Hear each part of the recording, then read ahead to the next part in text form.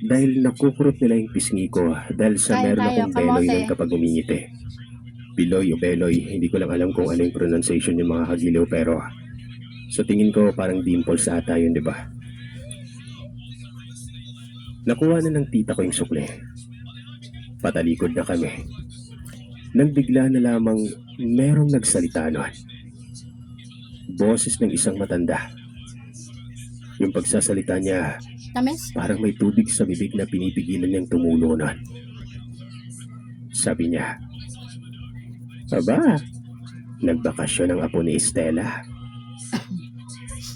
Ang tita ko na may pagkalasang, yung mali-mali pag nagugulat ay bigla niyang nasabi ng Jesus Mariosep, aswang. Bigla niya rin naman itong binawi at sabi, "Sorry kiti ay, ga pangibot ka manabi." Sa Tagalog nun, "Sorry po manang, nagugulat ka naman kasi." Ako naman gawa ng Sarap ng pinalaki ano? kami na merong paggalang sa matatanda. Sa kulay. Kahit hindi ko kilala, inabot ko yung kamay niya at nagmano ako nun. Ngumiti ang matanda at hinawakan ako sa ulo. Yellow siya sa Dito na ako hinila ng aking pero tita. orange talaga siya. Orange. Sabi niya, uwi na daw kami. Maliwanag pa noong papauwi kami. Sa bandang kaliwa ko, nakikita ko ning bahay dahil nasa labas na kami ng bakuran.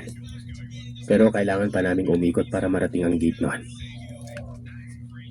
Akala ko, Sir Seth, ako lamang ang nakakapansin na kanina pa kami naglalakad pero sa tuwing titigil kami, bumabalik kami sa kinatatayuan namin. Pinagpatuloy ulit namin ang paglalakad. Nakakabingi na ang ingay ng mga kuliglig at palakanon. Madilim na rin ang paligid. Maririnig mo yung kabilaang pagkalas na akala mo may tumatakbo na hindi mo nakikita. Yung kamay ng Sarap. tita ko, mahigpit na nakahawak sa akin. Medyo nanginginig. Wala sa isip ko ang aswang-aswang na yan. Hindi ko kinatatakutan yan. Mas kinatatakutan ko pa ngayon yung ahas dahil naaalala ko ang sabi ng mag-ina na nagtatrabaho sa amin bilang mananahi na hindi daw sila pwedeng abutan ng dilim sa daan dahil maraming ahas na tumatawid. Sir Seth, nakikita ko ang bahay. Nakasindi na ang mga ilaw na. Nakita kong lumabas si Mama kaya tinawag ko ito. Pero parang hindi niya ako nakikita at naririnig. Akala ko parang magic ang nangyayari sa amin noon. Maya-maya pa, nakita kong lumabas ang aso ni Lola. Tumahol ito. Na para bang nakikita niya kami noon. Tumakbo siya sa isang parte ng bakuran kung saan siya nagkasya. Lumapit ito sa amin at inamoy-amoy kami. Saka nagpatiuna noon. Nagpatiuna siya na maglakad na parang pinapaalam niya sa amin na sundan lamang siya. At doon na, Sir Seth. Sa wakas, nakauwi kami noon.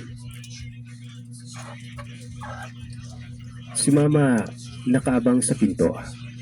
Yung aso ni Lola umikot sa likod bahay. Napansin ni Mama na baliktad na yung jumper ko at wala akong tsinelas doon. Ano ang dahilan? Ganito po kasi yun. Dahil medyo mali-mali ang